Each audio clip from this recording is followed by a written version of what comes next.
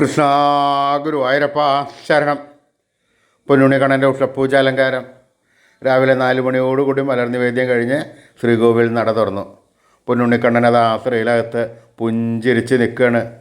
പൊന്നുണ്ണിക്കണ്ണൻ്റെ തിരുമുഖം ചന്ദനം ചാർത്തിയിട്ടുണ്ട്. നെറ്റിയിലൊരു സ്വർണ്ണഗോപിക്കുറി അണിയിച്ചിട്ടുണ്ട്.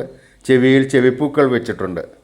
മാറത്തൊരു സ്വർണ്ണ തിലകവും 2 സ്വർണ്ണമാലകളും വീതി കൂടിയ മാലകളാണ് ചാർത്തിയിരിക്കുന്നത്. പൊന്നിൻ കിങ്ങിണി കെട്ടി പട്ടുകോണകമെടുത്ത് ഒരു വെളുത്ത പട്ടും നീലപ്പട്ടും കൂട്ടിക്കെട്ടി ഞൊറിഞ്ഞെടുത്തിട്ടുണ്ട്.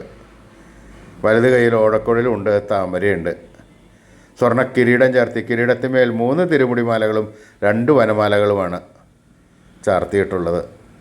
അങ്ങനെ സുന്ദരനായി പുഞ്ചിരിച്ച് നിൽക്കുന്ന ആ സച്ചിദാനന്ദക്കട്ട ഓടക്കുഴൽ വിളിക്കാൻ വേണ്ടിയിട്ടുള്ള തയ്യാറെടുപ്പിലാണെന്ന് നമുക്ക് തോന്നും. ആ പൊന്നുണ്ണിക്കണ്ണനെയാണ് നട തുറന്ന സമയത്ത് ഭക്തന്മാരെല്ലാവരും കാണുന്നത്. അവർ സന്തോഷത്തിൽ കണ്ണൻ്റെ നാമങ്ങളും ചൊല്ലി അത് ആ കണ്ണൻ്റെ അടുത്തേക്ക് ഓടി പോണു. ആ സോപാനപ്പടിയിൽ നിന്ന് ആ കണ്ണനെ കൺകുളിർക്ക കണ്ട് ആ കണ്ണൻ്റെ തൃക്കാൽക്കൽ വീണ് നമസ്കരിച്ച് കണ്ണൻ അവരെല്ലാവരെയും അനുഗ്രഹിക്കണു. ആ സുന്ദര രൂപം നമുക്കും നമ്മുടെ മനസ്സിലേക്ക് ആവാഹിച്ച് അവിടെ പ്രതിഷ്ഠിച്ച് ആ കണ്ണനുമായി കുറച്ച് നേരം സംവദിച്ച് ഒന്ന് കൊഞ്ചിച്ചൊന്ന് ലാളിച്ചൊരു മുത്തം കൊടുത്ത് ആ കണ്ണൻ്റെ തൃക്കാൽക്കൽ വീണ് നമസ്കരിക്കാം, പ്രാർത്ഥിക്കാം. കണ്ണൻ്റെ അനുഗ്രഹം നമുക്ക് എല്ലാവർക്കും ഉണ്ടാവും കേട്ടോ. എല്ലാവരും സ്നേഹത്തോടു കൂടി വിളിച്ചോളൂ, നാരായണ നാരായണ നാരായണ.